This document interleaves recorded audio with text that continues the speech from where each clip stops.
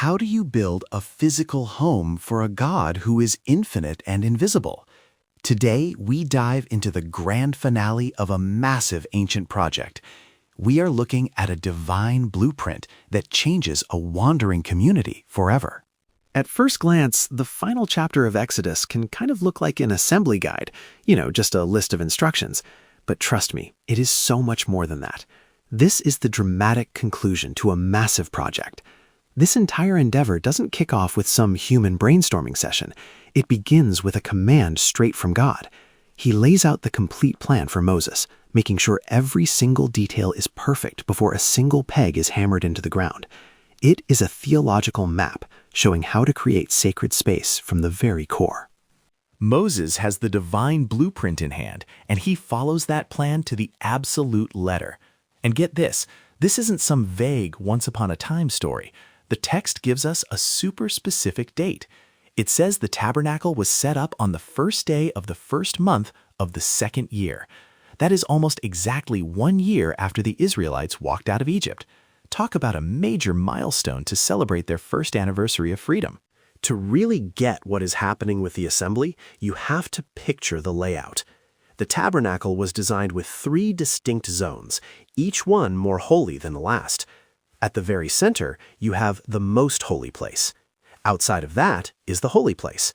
And finally, there is the outer courtyard for the people. Each zone had its own special furniture meant for a very specific purpose. The assembly starts right at the heart of it all. Moses brings in the Ark of the Covenant, which literally holds the words of God etched in stone. This is the physical symbol of their entire relationship. Then he hangs a thick, heavy curtain, completely shielding it from view. The message couldn't be clearer. This space is so sacred, it has to be separated from everything else. Then, just outside that inner sanctum in the holy place, Moses arranges the furniture with incredible precision. On the north side, he puts the table for the bread of the presence. Directly across from it, on the south side, he sets up the golden lampstand and lights it up. And right in front of the big curtain that hides the ark, he places the altar for burning incense. Every single thing has its perfect spot. As you read through all these steps, a certain phrase starts to pop out at you.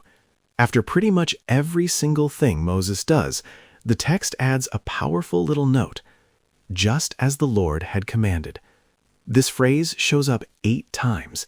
It is the most important point of the whole chapter. After the whole golden calf disaster, where the people did things their own way, this chapter hammers home the new reality. For God to dwell with them, it depends on perfect, total obedience to the plan.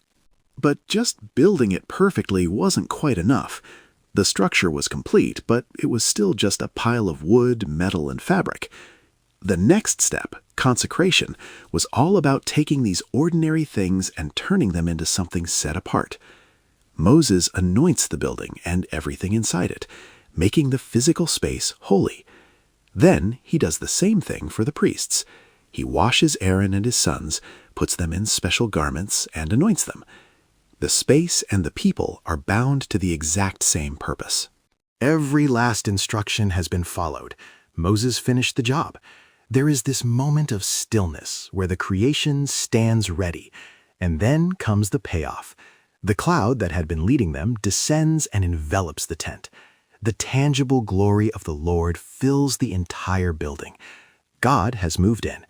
The tabernacle now becomes the nation's mobile command center.